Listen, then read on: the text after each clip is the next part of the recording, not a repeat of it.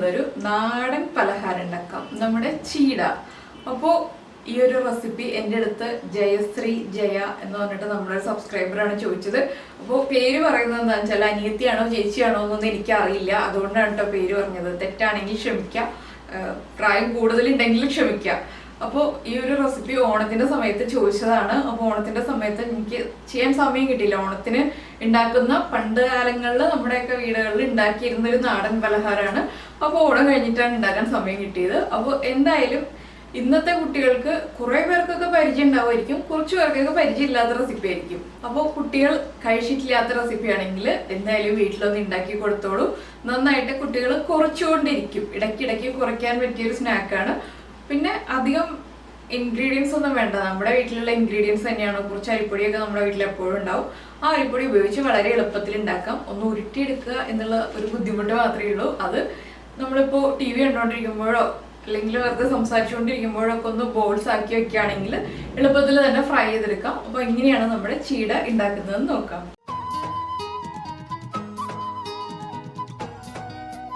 അപ്പോൾ നമുക്ക് നമ്മുടെ ചീട ഉണ്ടാക്കുന്നതിന് ആവശ്യമായിട്ടുള്ള ഇൻഗ്രീഡിയൻസ് നോക്കാം. നമ്മളിപ്പോൾ ഇടിയപ്പത്തിൻ്റെ അല്ലെങ്കിൽ അപ്പത്തിൻ്റെ പാകത്തിൽ വറുത്തെടുത്ത അരിപ്പൊടി എടുക്കുക. നൈസായിട്ടുള്ള പൊടിയാണ് നല്ലത്. അതുപോലെ തന്നെ തേങ്ങ ചിരവിയത്. അപ്പോൾ തേങ്ങ ചിരവിയത് വലിയ പീസാണെങ്കിൽ മിക്സിയിൽ ഒന്ന് ക്രഷ് ചെയ്ത് ചെറുതാക്കി എടുക്കുക. പിന്നെ നമുക്ക് ആവശ്യമുള്ളത് ബട്ടർ, ജീരകം, എള്ള്, പിന്നെ കുറച്ച് ബേക്കിംഗ് സോഡയും വേണം. അതുപോലെ തന്നെ തിളച്ച വെള്ളം, ഉപ്പ്. ഇത്രയാണ് നമുക്ക് ആവശ്യമുള്ള ഇൻഗ്രീഡിയൻസ്.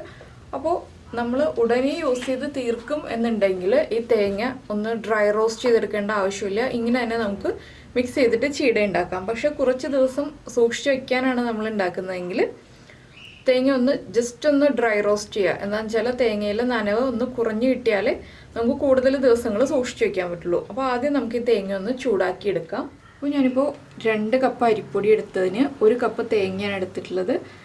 ചട്ടി ചെറുതായിട്ട് ചൂടായി വരുന്നേ ഉള്ളൂ കേട്ടോ, നന്നായിട്ട് ചൂടായി പോരുത്. എന്താണെന്ന് വെച്ചാൽ നമുക്ക് തേങ്ങയുടെ കളറ് മാറാതെ വേണം ഒന്ന് ചൂടാക്കി എടുക്കാൻ. ചെറിയ ചൂടുള്ള ചട്ടിയിലിട്ട് പതുക്കെ ഇളക്കി കൊടുക്കുക. അപ്പോൾ പതുക്കെ തേങ്ങ ഒന്ന് ചൂടായി വരും. നന്നായിട്ട് കളറ് മാറാതെ ഈ തേങ്ങയിലുള്ള നനവ് മാത്രം ഒന്ന് മാറിക്കിട്ടുക. ഇത് നമ്മൾ കൈ എടുക്കാതെ ഇളക്കിക്കൊണ്ടിരിക്കണം. ലോ ഫ്ലെയിമിൽ തന്നെ വയ്ക്കണം. ഹൈ ഫ്ലെയിമിൽ വെച്ചിട്ടുണ്ടെങ്കിൽ ചട്ടിക്ക് ചൂട് കൂടിപ്പോവും. അപ്പോൾ തേങ്ങയുടെ കളർ വേഗം മാറിപ്പോവും. പിന്നെ നമുക്കിത് തേങ്ങ അരച്ചിട്ടും ഇതുപോലെ തന്നെ ചെയ്യാം. അപ്പോൾ എന്താണെന്ന് വെച്ചിട്ടുണ്ടെങ്കിൽ നമുക്കൊരു 3-4 ദിവസത്തിനുള്ളിൽ ചീട ഉപയോഗിച്ച് തീർത്തില്ല എന്നുണ്ടെങ്കിൽ ആ തേങ്ങയുടെ പച്ച ടേസ്റ്റ് അങ്ങനെ നിൽക്കുമ്പോൾ 2-3 ദിവസത്തിനുള്ളിൽ തന്നെ വേഗം മോശമായി പോവും. ഇതാകുമ്പോൾ 2-3 ആഴ്ച ഇരുന്നാലും മോശമായി പോവില്ല. അതാണ് ഈ രീതിയിൽ ചെയ്യുമ്പോഴുള്ള ഗുണം. അപ്പോൾ ഞാൻ 2 കപ്പ് വെള്ളവും തിളപ്പിക്കാൻ വെച്ചിട്ടുണ്ട്. നമ്മൾ നന്നായിട്ട് തിളച്ച വെള്ളം തന്നെ യൂസ് ചെയ്യുക പൊടി കുഴച്ചെടുക്കാനായിട്ട്. എന്താണെന്ന് വെച്ചാൽ വറുത്ത അരിപ്പൊടിയാണ്. അരിപ്പൊടി കറക്റ്റായിട്ട് കുക്കാവണമെന്നുണ്ടെങ്കിൽ തിളച്ച വെള്ളം തന്നെ ചേർക്കുക. തേങ്ങ ചേർത്ത് ഇളക്കുമ്പോൾ നമുക്ക് ആ സൗണ്ട് വ്യത്യാസം മനസ്സിലാവും, ഒന്ന് ഡ്രൈ ആയി വരുന്നതിൻ്റെ. അപ്പോൾ വേണം നമ്മൾ തേങ്ങ ചട്ടിയിൽ പതുക്കെ ഒന്ന് പിടിച്ചു തുടങ്ങി.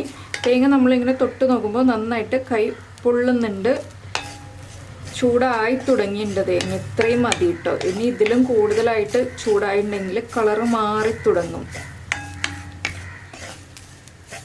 കണ്ടോ, ഇപ്പോൾ നമ്മൾ കളറ് മാറാതെ തന്നെ തേങ്ങയുടെ നനവ് മാറ്റിയെടുത്തിട്ടുണ്ട്. ഒരു 3-3.5 മിനിറ്റ് ഒന്ന് ഇളക്കി കൊടുത്തിട്ടുണ്ടെങ്കിൽ തേങ്ങയുടെ നനവ് മാറിക്കിട്ടും കേട്ടോ.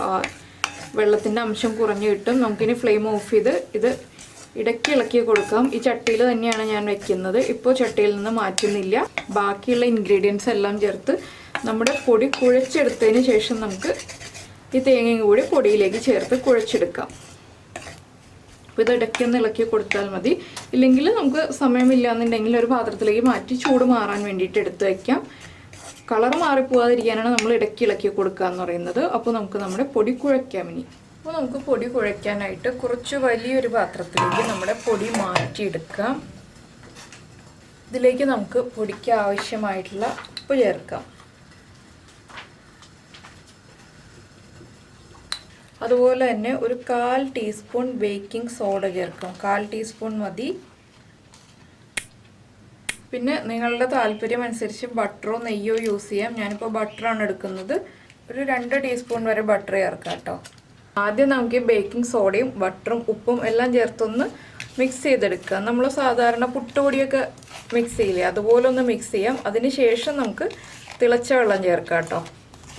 ഇങ്ങനെ മിക്സ് ചെയ്യുമ്പോൾ പൊടിയുടെ എല്ലാ ഭാഗത്തേക്കും ഒരുപോലെ തന്നെ ബട്ടറും ഉപ്പും എല്ലാം പിടിച്ചോളും. അതിന് ശേഷം നമ്മൾ തിളച്ച വെള്ളം ഒഴിക്കുമ്പോൾ കറക്റ്റ് ആയിക്കോളും. അപ്പോൾ ഇപ്പോൾ തന്നെ നമ്മൾ എള്ളും ജീരകവും ഒന്നും ചേർക്കില്ല കേട്ടോ. വെള്ളം ചേർത്തൊന്ന് കുഴച്ചെടുത്ത് കഴിഞ്ഞിട്ട് നമുക്ക് എള്ളും ജീരകവും ഒക്കെ ചേർക്കാം. നമ്മുടെ ഇടിയപ്പത്തിൻ്റെ പൊടിയുടെ പാകത്തിൽ കുഴച്ചെടുക്കുക.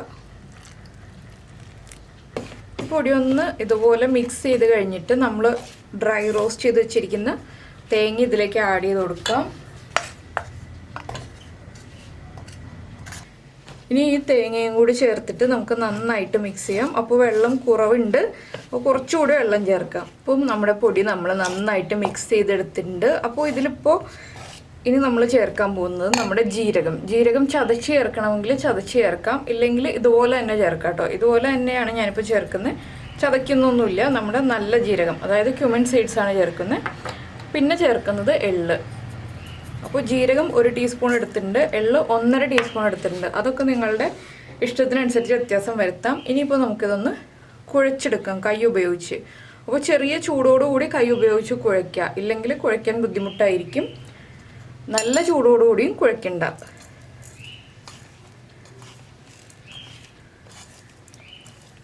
ഇതിൻ്റെ വെള്ളത്തിൻ്റെ അളവ് കറക്റ്റ് അല്ല എന്നുണ്ടെങ്കിൽ നമുക്ക് ബോൾസ് ഉരുട്ടി എണ്ണയിൽ ഫ്രൈ ചെയ്തെടുക്കുമ്പോൾ പൊട്ടിപ്പോട്ടെ. അതുകൊണ്ട് വെള്ളത്തിൻ്റെ അളവ് എപ്പോഴും കറക്റ്റ് ആയിരിക്കണം. പിന്നെ നമ്മളെല്ലാവരും എടുക്കുന്ന പൊടി അനുസരിച്ച് വെള്ളത്തിൻ്റെ അളവിൽ ചെറിയ ചെറിയ വ്യത്യാസം വരാം. പിന്നെ നമ്മൾ തേങ്ങ അരച്ചിട്ടാണ് ചേർക്കുന്നതെങ്കിൽ വെള്ളത്തിൻ്റെ അളവിൽ കുറച്ചുകൂടി വ്യത്യാസം വരാം കേട്ടോ. ഞാനിതിപ്പോൾ 2 കപ്പ് വെള്ളം ചേർത്താണ് 2 കപ്പ് പൊടി കുഴച്ചെടുത്തിട്ടുള്ളത്. അപ്പോൾ നിങ്ങൾ തേങ്ങ അരച്ചാണ് ചേർക്കുന്നതെങ്കിൽ ഒരു 1.25 കപ്പ് വെള്ളമൊക്കെ മതിയാവും കേട്ടോ.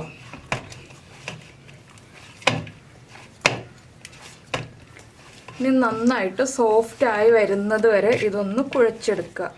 ഇപ്പോൾ ഇതാ നമ്മുടെ ചീടയ്ക്കുള്ള മാവ് കുഴച്ചെടുത്തിട്ടുണ്ട്. ഇതിനിപ്പോൾ കുഴച്ച് വയ്ക്കേണ്ട ആവശ്യമൊന്നുമില്ല കേട്ടോ. നല്ല സോഫ്റ്റ് ആയിട്ടുള്ള മാവാണ്. ഇത് കണ്ടോ, വളരെ സോഫ്റ്റാണ്. ഇനിയിപ്പോൾ നമുക്കിത് ഉടനെ തന്നെ ഉരുട്ടി തുടങ്ങാം. അപ്പോൾ കയ്യിൽ ഒട്ടിപ്പിടിക്കും എന്ന് പേടിയുണ്ടെങ്കിൽ കുറച്ച് എണ്ണ തടവിയതിന് ശേഷം ഉരുട്ടാം. ഇല്ലയെന്നുണ്ടെങ്കിൽ നമുക്ക് ഏത് വലിപ്പത്തിലുള്ള ബോൾസാണ് വേണ്ടത് എന്നുള്ളതനുസരിച്ച് നമുക്ക് ഇതുപോലെ ഉരുട്ടിയെടുക്കാം. കൈയിൻ്റെ ഉള്ളിലേക്ക് വയ്ക്കുക. നമ്മൾ സാധാരണ ചപ്പാത്തിയുടെ ബോൾസൊക്കെ ഉരുട്ടില്ലേ, അതുപോലെ ഇങ്ങനെ ഉരുട്ടിയെടുക്കുക. ഏത് വലിപ്പത്തിൽ വേണമെങ്കിലും ഉരുട്ടാം. ഇതൊന്ന് എണ്ണയിലേക്ക് ഇടുമ്പോൾ കുറച്ച് വലിപ്പം വയ്ക്കും, അധികം അങ്ങോട്ട് വലുതാവില്ല. അപ്പോൾ ഈ ഒരു വലിപ്പത്തിലാണ് ഞാനിപ്പോൾ ഉരുട്ടിയെടുക്കാൻ പോകുന്നത്. ഇതുപോലെ നമുക്ക് ബോൾസ് മുഴുവൻ ഉരുട്ടിയെടുക്കാം കേട്ടോ. പിന്നെ കുറച്ച് സമയം കുഴച്ച് വയ്ക്കണം എന്നുണ്ടെങ്കിൽ കുഴച്ച് വയ്ക്കാം. കുഴച്ച് വെച്ചു എന്ന് വെച്ചിട്ട് കുഴപ്പമൊന്നുമില്ല, കുഴച്ച് വെച്ചില്ലെങ്കിലും കുഴപ്പമില്ല. അപ്പോൾ ഇതാ അടുത്ത ബോളും റെഡിയായി. ഇനി വളരെ ഈസിയാണ്. അപ്പോൾ നമുക്കിത് എല്ലാം ഉരുട്ടിയെടുക്കാം.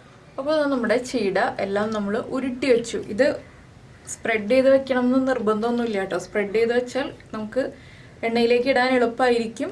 കുറച്ച് കുറച്ചായിട്ട് പിന്നെ മേളിൽ എടുത്ത് വെച്ചു എന്ന് വെച്ചിട്ടും കുഴപ്പമൊന്നുമില്ല, തമ്മിൽ ഒട്ടി പിടിക്കുകയൊന്നുമില്ല. നമ്മുടെ വെള്ളത്തിൻ്റെ അളവ് വ്യത്യാസം ഉണ്ടെങ്കിൽ മാത്രമേ തമ്മിൽ ഒട്ടിപ്പോവുള്ളൂ, ഇല്ലെങ്കിൽ ഒട്ടിപ്പോവില്ല.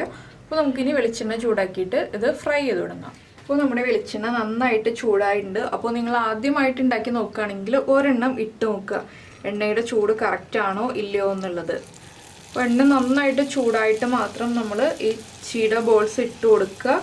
അതിനുശേഷം ഫ്ലെയിം കുറച്ച് വയ്ക്കുക കേട്ടോ. ബോൾസ് ഇട്ട് കഴിഞ്ഞിട്ട് ഇങ്ങനെ ഓരോന്നായിട്ട് ഇടാം. പിന്നെ ഇടാൻ പറ്റുന്ന രീതി ഞാൻ പറഞ്ഞുതരാം കേട്ടോ, കുറച്ചുകൂടി എളുപ്പമായിട്ടുള്ളത്. അത് അടുത്ത ബാച്ച് ഇടുമ്പോൾ കാണിച്ചു തരാം എങ്ങനെയാണ് കുറച്ചുകൂടി ഈസി ആയിട്ട് നമുക്ക് എണ്ണയിലേക്ക് ബോൾസ് ഇട്ട് കൊടുക്കുക എന്നുള്ളത്. അപ്പോൾ ഇത് ചെറിയ ക്വാണ്ടിറ്റി ഇപ്പോൾ ഇടുന്നുള്ളൂ, ഇത്ര ഇടുന്നുള്ളൂ കേട്ടോ. ഇതൊന്ന് കുക്കായി വരട്ടെ. അതിനുശേഷം നമുക്ക് ഇളക്കി കൊടുക്കാം. ഇപ്പോൾ തന്നെ ഇളക്കി കൊടുക്കരുത്. അപ്പോൾ ഞാനൊരു സ്പൂൺ ഉപയോഗിച്ചിട്ട് പതുക്കെ ഒന്ന് ഇതുപോലെ ഇളക്കുന്നുണ്ട്. കണ്ടോ, ഒട്ടും തന്നെ തമ്മിലൊട്ടാതെ വരുന്നുണ്ട്. ഞാനിപ്പോൾ ലൈറ്റായിട്ടൊന്ന് കളർ ചേഞ്ച് ആയി വരുന്നത് വരെ കുക്ക് ചെയ്തെടുക്കുന്നുള്ളൂ. നിങ്ങൾക്കിപ്പോൾ ഡാർക്ക് കളർ വേണമെന്നുണ്ടെങ്കിൽ നന്നായിട്ട് ഡാർക്കായിട്ട് എടുക്കാം. പക്ഷെ അതാകുമ്പോൾ കുറച്ച് മൂപ്പ് കൂടി കുറച്ചുകൂടി ബലം കൂടുതലായിരിക്കും. കുറച്ച് ലൈറ്റായിട്ടുള്ള ഷെയ്ഡിൽ നമ്മൾ എടുക്കുകയാണെന്നുണ്ടെങ്കിൽ അധികം ബലമില്ലാതെ നമുക്ക് എല്ലാവർക്കും, ഇപ്പോൾ കുട്ടികൾക്കാണെങ്കിലും പ്രായമുള്ള ആളുകൾക്കാണെങ്കിലും ഒക്കെ കഴിക്കാൻ പറ്റുന്ന രീതിയിൽ ഫ്രൈ ചെയ്തെടുക്കാം. ഇതൊന്നിങ്ങനെ ഇളക്കി കൊടുത്തുകൊണ്ടിരിക്കണം, എല്ലാ ഭാഗവും ഒരുപോലെ ഒന്ന് ഫ്രൈ ആയി വരാനായിട്ട്. ഇപ്പോൾ കണ്ടോ, നമ്മുടെ ചീട എണ്ണയിലേക്ക് ഇടുമ്പോൾ ഉള്ളതിനേക്കാൾ ബബിൾസിൻ്റെ അളവ് കുറഞ്ഞ്, ആ ബബിൾസ് വരുന്നത് കുറഞ്ഞ് വരുന്നുണ്ട്. ബബിൾസ് കുറയുന്നതനുസരിച്ച് നമുക്ക് മനസ്സിലാക്കാം നമ്മുടെ ചീട കുക്കായോ ഇല്ലയോ എന്നുള്ളത്. എണ്ണയിലേക്ക് ഇടുമ്പോൾ തന്നെ നന്നായിട്ട് ബബിൾസ് വന്നുകൊണ്ടിരിക്കും, പിന്നീട് പതുക്കെ കുറഞ്ഞു തുടങ്ങും. അപ്പോൾ ഇത്രയും മതി കേട്ടോ. ഇനിയിപ്പോൾ ഞാൻ അധികം ഡാർക്ക് കളറാക്കി എടുക്കുന്നില്ല. നിങ്ങൾക്ക് ഡാർക്ക് കളറാക്കി എടുക്കണം എന്നുണ്ടെങ്കിൽ എടുക്കാം. ഞാനിപ്പോൾ എണ്ണയിൽ നിന്ന് മാറ്റുകയാണ്. ഇതിപ്പോൾ ചൂടൊന്ന് മാറി വരുമ്പോൾ വീണ്ടും കളർ ചേഞ്ച് ആയി വരും. അപ്പോൾ നമുക്ക് അടുത്ത ബാച്ച് ഇടാം. അപ്പോൾ ഞാൻ പറഞ്ഞില്ലേ, അടുത്ത ബാച്ച് ഇടുമ്പോൾ കാണിച്ചു തരാം എങ്ങനെ എണ്ണയിലേക്ക് ഈസി ആയിട്ട് ഇടാം എന്നുള്ളത്. അപ്പോൾ നമ്മൾ ഈ ഒരു നെറ്റിലേക്ക് തന്നെ ഈ ബോൾസൊക്കെ ഇട്ടിട്ട് ഇത് പതുക്കെ എണ്ണയിലേക്ക് വെച്ച് കൊടുക്കുക. അതിനുശേഷം പതുക്കെ ചരിച്ചിട്ടുണ്ടെങ്കിൽ നമുക്ക് എളുപ്പത്തിൽ തന്നെ എണ്ണയിലേക്ക് ബോൾസ് ഇട്ട് കൊടുക്കാം. അപ്പോൾ വലിയ ബുദ്ധിമുട്ടില്ലാതെ കൈയൊന്നും പൊള്ളാതെ നമുക്ക് ഈസി ആയിട്ട് ഫ്രൈ ചെയ്തെടുക്കാം. അപ്പോൾ ഇതുപോലെ കംപ്ലീറ്റ് ഫ്രൈ ചെയ്തെടുക്കട്ടെ. ഇപ്പോൾ കണ്ടോ, ബബിൾസ് നന്നായിട്ടുണ്ട്. നമ്മുടെ ചീട ഫ്രൈ ആവുന്നതനുസരിച്ച് ബബിൾസ് കുറഞ്ഞു വരും കേട്ടോ. അപ്പോൾ ഞാനത് മുഴുവൻ ഫ്രൈ ചെയ്തെടുക്കട്ടെ. അപ്പോൾ നമ്മുടെ ചീടയെല്ലാം നമ്മൾ ഫ്രൈ ചെയ്തെടുത്തിട്ടുണ്ട്. അപ്പോൾ ഒരു എയർ ടൈറ്റ് കണ്ടെയ്നറിൽ സൂക്ഷിച്ച് വെക്കാം കേട്ടോ. ചൂട് മാറിക്കഴിയുമ്പോൾ, ചൂടോടുകൂടി എടുത്ത് വെച്ചിട്ടുണ്ടെങ്കിൽ വേഗം തന്നെ മോശമായി പോവും. ചൂട് മാറിയിട്ട് എടുത്ത് വയ്ക്കുക. അപ്പോൾ നമ്മുടെ കുട്ടികൾ സ്കൂളിൽ നിന്ന് വരുമ്പോഴോ ഇല്ലെങ്കിൽ വെറുതെ ഇരിക്കുമ്പോഴോ ഒക്കെ കുറച്ചുകൊണ്ടിരിക്കാൻ പറ്റിയ ഒരു നാടൻ പലഹാരമാണ്. അപ്പോൾ എല്ലാവരും ഉണ്ടാക്കി കഴിച്ചിട്ട് ഇഷ്ടമായി കഴിഞ്ഞിട്ടുണ്ടെങ്കിൽ നമ്മുടെ വീഡിയോയുടെ താഴെ ഒന്ന് കമൻറ്റ് ചെയ്യുക. അതുപോലെ കുക്കിംഗ് താല്പര്യമുള്ള ആളുകൾക്ക് നിങ്ങൾക്ക് ഇഷ്ടപ്പെടുന്ന റെസിപ്പികളൊന്ന് ഷെയർ ചെയ്ത് കൊടുക്കുക. അപ്പോൾ നമുക്ക് നമ്മുടെ അടുത്തൊരു കുക്കിങ്ങുമായിട്ട് അടുത്ത ദിവസം വീണ്ടും കാണാം.